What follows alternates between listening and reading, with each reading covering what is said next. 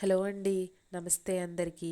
ఈరోజు మనం ఈ వీడియోలో అరుణాచలం గురించి అంటే తిరువన్నామలై గురించి తెలుసుకుందాం. అరుణాచలంలో ఆ పరమశివుడు అష్టలింగాలుగా రూపుదిద్దుకుని ప్రపంచంలో జనాభాకు దర్శనం ఇస్తున్నారు. అవి ఏమిటి అంటే ఇంద్రలింగం, అగ్నిలింగం, యమలింగం, నైరుతిలింగం, వరుణలింగం, వాయులింగం, కుబేరలింగం, ఈశాన్యలింగం. ఇలా ఆ పరమాత్ముడి స్వరూపమే అరుణాచలగిరిగా నెలకొంది. అరుణాచలంలో ఎక్కువగా గిరి ప్రదక్షిణ అనేది పౌర్ణమి మరియు ఏకాదశి రోజులలో చేస్తారు.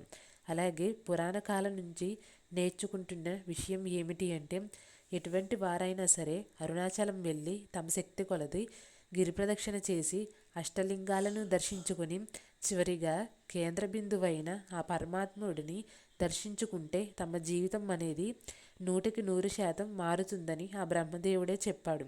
కాబట్టి జీవితంలో ఒక్కసారైనా అరుణాచలం వెళ్ళేంత అవకాశం ఇవ్వమని ఆ పరమాత్ముడిని మనమందరము కూడా మనస్ఫూర్తిగా కోరుకుందాం.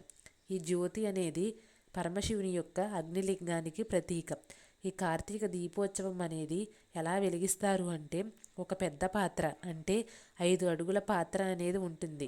ఈ పాత్రను కొండ కింద నుంచి పైకి తీసుకువెళ్ళి పెడతారు. తరువాత 350 మీటర్లు బట్టతో ఒత్తిని తయారు చేస్తారు. 1000 కిలోల ఆవు నెయ్యిని తీసుకువచ్చి ఆ బట్టను తడుపుతారు. తరువాత గర్భాలయంలో పూజ ముగించిన తరువాత బాణాసంచా పీల్చిన తరువాత ప్రదోష సమయంలో దీపాన్ని వెలిగిస్తారు. ప్రదోష సమయము అంటే సాయంత్ర సమయము.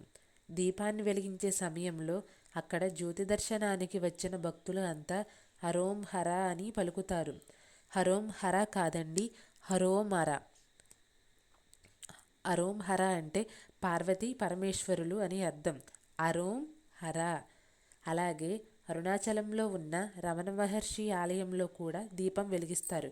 ఎప్పుడైతే కొండపైన దీపాన్ని వెలిగిస్తారో తరువాత రమణ మహర్షి ఆలయంలో దీపాన్ని వెలిగిస్తారు.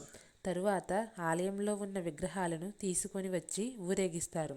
అరుణాచలం గుడి యొక్క విస్తీర్ణం 14 కిలోమీటర్లు. ఈ కార్తీక దీపం యొక్క దర్శనం అనేది మనం 30 కిలోమీటర్ల దూరంలో ఉన్నా సరే దీపం యొక్క కాంతి మనకు దర్శనం ఇస్తుంది. ఈ దీపం వెలిగించే సమయంలో అంటే దీపం వెలిగించినాక మనం 3 పనులు చేస్తే చాలా శుభప్రదం, అదృష్టం. అవి ఏమిటి అంటే మీరు కొండపైన ఉన్నా లేకపోయినా ఇంట్లో ఉన్నా సరే ఆ పరమేశ్వరుడిని తలుచుకొని ఒక దీపం వెలిగించాలి. రెండవది, కొండపైన దీపాన్ని భక్తితో దర్శించుకోవడం. వెళ్ళలేకపోతే కనీసం టీవీలో నుంచి అయినా సరే దర్శించుకోవాలి. మూడవది, జ్యోతి వెలిగించిన తరువాత గిరి ప్రదక్షిణ చేస్తే సహస్ర అశ్వమేధ యాగం చేసిన ఫలితం. ఇలా చేయకపోతే ఇంట్లో నుంచి 3 సార్లు అరుణాచల శివ, అరుణాచల శివ, అరుణాచల శివ అని తన్మయత్వంతో పఠించాలి. ఇవి అన్నీ పురాణాల్లో చెప్పిన మాటలు, ఎవరు కల్పితంగా రూపొందించినవి కాదు. ప్రతి ఒక్కరూ ఈ దీపదర్శనం చేసుకుని తమ జన్మని చరితార్థం చేసుకోండి. Thank you friends. మా ఛానల్ని సబ్స్క్రైబ్